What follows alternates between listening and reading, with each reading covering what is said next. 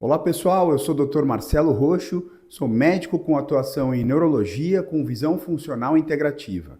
Eu estou aqui hoje para te explicar uma das questões mais relevantes a respeito do TDAH, transtorno de déficit de atenção e hiperatividade. Um distúrbio tão frequente que acomete cerca de 1 a cada 12 crianças. É muito comum, a gente sabe que em toda turma de escola, em geral, tem aí 2 ou 3 crianças que apresentam esse diagnóstico. Mas que também nós sabemos, cerca de 1/3 de todas as crianças estima-se que tenham sintomas semelhantes ou iguais aos do TDAH, mas sem ter esse diagnóstico. Por que isso acontece?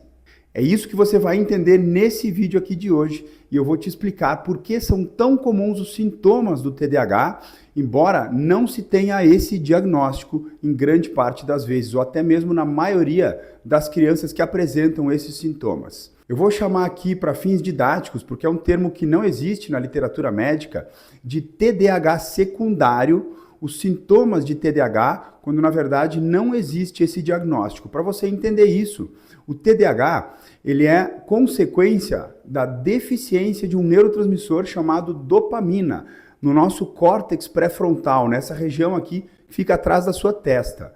Essa região do seu cérebro é responsável pelo foco, pela concentração, por manutenção da concentração, por ser mais produtivo, por não procrastinar e por uma série de outros sintomas que constituem os sintomas do TDAH, transtorno de déficit de atenção e hiperatividade.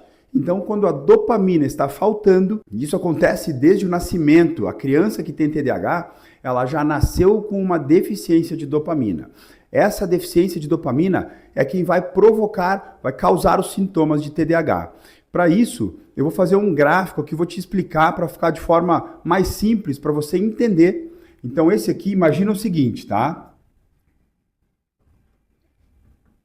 Aqui seria onde o nível de dopamina. Então, aqui, dopamina, tá? Eu vou escrever aqui só dopa para você entender o que é. E aqui, ao longo do dia, tá? Então, isso aqui seriam as 24 horas de um dia, para você entender o que acontece no cérebro com TDAH. Para começar, nós temos 2 formas de produção de dopamina, a dopamina tônica e a dopamina fásica. Mas eu vou simplificar aqui para você.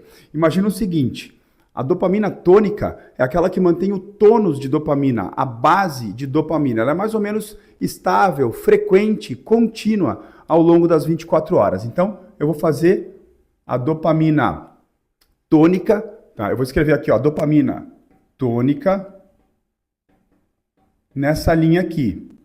E eu não vou colocar nesse gráfico a dopamina fásica. A dopamina fásica, ela é uma dopamina que vai oscilando ao longo do seu dia. Você deve ter, certamente, em alguns momentos do seu dia, situações de mais produtividade, de mais disposição.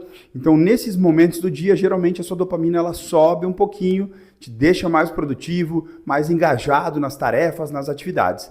E quando ela cai um pouco, que é normal, você fica menos produtivo, um pouco mais cansado. Então ela seria uma dopamina que oscila.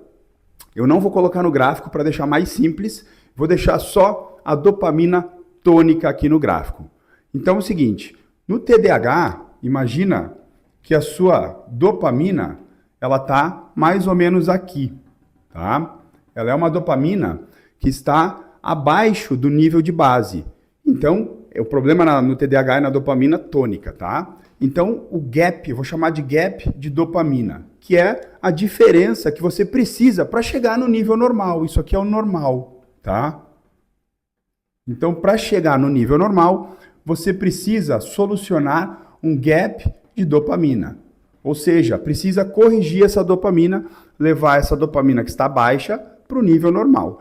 Isso vai proporcionar a melhora dos sintomas do TDAH e é isso que fazem, por exemplo, alguns fitoterápicos, alguns suplementos como a mucuna, é isso que fazem também as medicações como Ritalina, Venvance e Concerta. Agora, olha aqui o que acontece, tá? Isso aqui a gente sabe que mais ou menos 6 a 8% das crianças estão nessa faixa aqui, que é a faixa de quem tem TDAH. Existe o chamado TDAH secundário. Tá? Eu vou me referir a ele dessa maneira aqui, como eu já te expliquei, para você entender que ele é um contexto de TDAH provocado, mas que não é, a criança não nasce com esse TDAH, vou chamar ele entre aspas.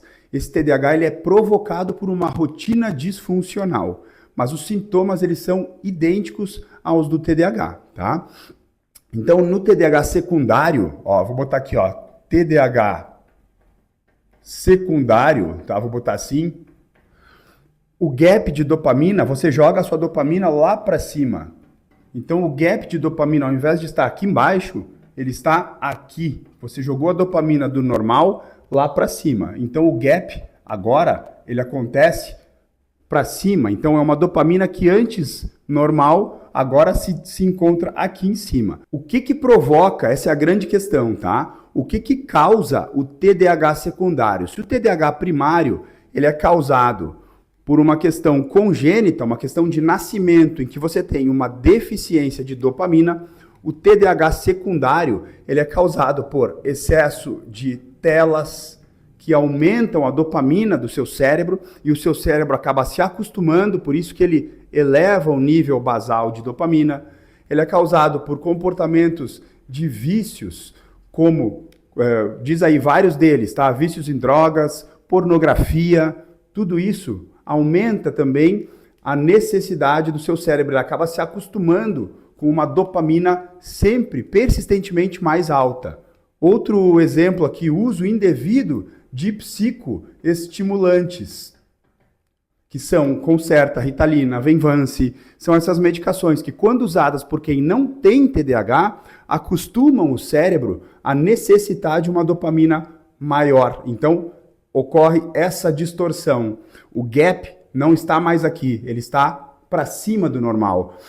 Nós chamamos isso de upregulation, que é uma regulação para cima, é um tipo de modulação do seu cérebro. O seu cérebro ele se acostuma com uma dopamina muito maior do que o normal. Então, essa upregulation, tá? Que é um termo do inglês da neurociência, é o que o seu cérebro sofre quando está exposto a muito tempo de telas, que é uma dopamina muito fácil, é uma dopamina barata, rápida, excesso de redes sociais, várias horas e horas de telas na frente do computador, do celular, que eu tenho visto vários jovens, infelizmente, com 6, 8, 10, até 12 horas de tempo de tela por dia. Nós sabemos que isso se correlaciona inversamente com o desempenho na escola, por exemplo. Por quê? Porque o cérebro da criança que está exposta a várias horas por dia de uso de telas, ele acaba tendo um nível de dopamina, uma necessidade de dopamina muito alta. E aí quando a criança chega na escola e precisa ficar 1 hora e meia prestando atenção numa aula de português ou de matemática, ela simplesmente não consegue. Porque a atenção dela foi de forma não natural, de forma forçada, foi levada lá para cima, o nível de dopamina está lá em cima. Então agora ela só consegue prestar atenção em algo excessivamente estimulante, como não é uma aula normal de escola. É isso que acontece com as crianças que têm sintomas de TDAH, como desatenção, foco e irritabilidade, mas que não têm o TDAH verdadeiro. Eles têm sim o TDAH secundário.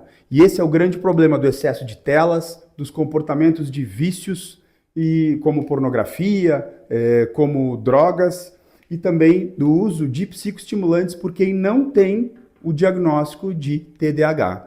E é por isso também que o vício nos psicoestimulantes, em quem usa e não tem TDAH verdadeiro, a pessoa está muito mais propensa a ficar viciada. Porque olha só, é simples de entender dessa maneira.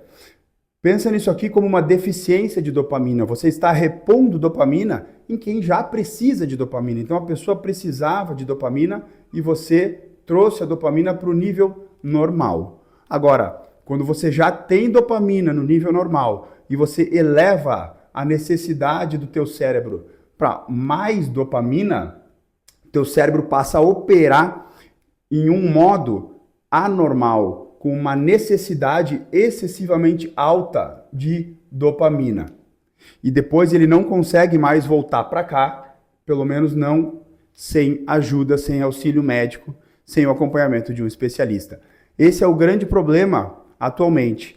6 a 8% das crianças têm TDAH e até 30% das crianças, estima-se, tenham sintomas de TDAH. Todos os outros que não são esses 6 a 8% estão aqui, ó, no TDAH secundário. Essa é a grande questão. Esse hoje é um dos grandes problemas na neurologia infantil e na neurologia de forma geral, porque isso não acontece só com as crianças. Agora, quais são as potenciais consequências do chamado TDAH secundário? Eu vou te listar várias delas, e esses são problemas gerados por quem não tem TDAH, mas quem tem esses comportamentos de vício, quem tem excesso de telas, quem tem aí, por exemplo, o uso indevido de psicoestimulantes, por exemplo, o aumento da frequência cardíaca. O seu coração começa a operar em um trabalho, em uma velocidade, em uma frequência maior do que é esperado, do que o normal, e isso te traz riscos tanto para a pressão arterial como para problemas cardiológicos. Outro exemplo, aumento da ansiedade e também da impulsividade. Essas são situações que acontecem com muito mais frequência quando você tem alguém operando com TDAH secundário. Comportamento impulsivo, tá? E também piora do sono. O seu sono pode, e tem risco de começar a ficar muito pior, você sofrer de insônia, mesmo que nunca tenha tido insônia, tá? Piora do sono. E isso aqui é um grande problema, porque a gente sabe que quem não dorme bem não tem nenhum órgão ou sistema que esteja funcionando adequadamente, e a piora do sono também pode levar a vários outros riscos de situações de problemas de saúde. Também acontece aqui, ó, a diminuição do apetite. É muito comum que quem esteja usando psicoestimulante ou quem fique muito tempo excessivamente alto em frente às telas, ou mesmo que tenha comportamentos de vícios, comece a perder peso, mas perder peso demais, a ponto de ficar desnutrido, com carências de nutrientes e de vitaminas fundamentais, inclusive para o funcionamento adequado do seu cérebro. Dificuldade de relacionamentos. Com certeza você já ouviu falar ou conhece alguém que usa drogas ou que usa alguma substância ilícita, por exemplo, que tem dificuldade de relacionamentos. Mas então, o problema do excesso de telas, dos vícios e inclusive do uso de medicações indevidamente pode gerar dificuldade de relacionamentos também, tá?